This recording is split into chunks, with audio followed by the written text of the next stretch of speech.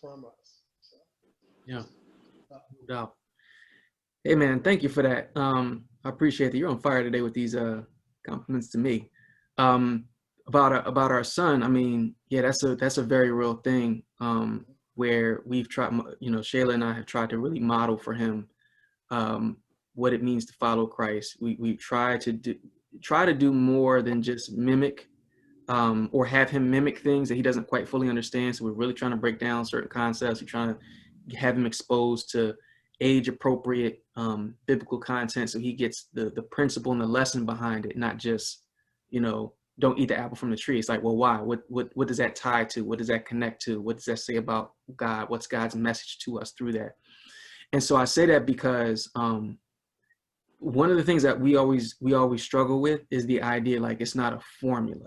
Like there's certain things that we extract from the life of Joseph, and for honestly anybody that's an example biblically, that meaning like it's not a you do this plus this, you water and you wait three weeks and you get this chia pet, and it's guaranteed that you're going to have this like these green things sprouting out the side. It doesn't work like that.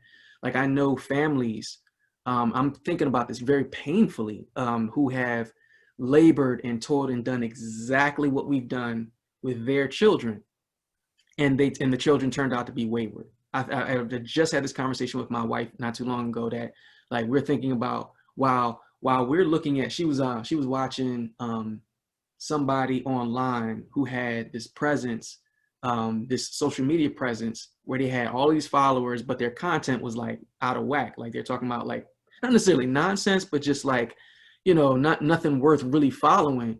And it's like, well, what about this stuff? What I'm trying to share is like out of the bread of life and about life change and all these really significant things. And I'm doing everything that I can tell. I'm creating videos, I'm doing content, trying to be consistent and not getting those results.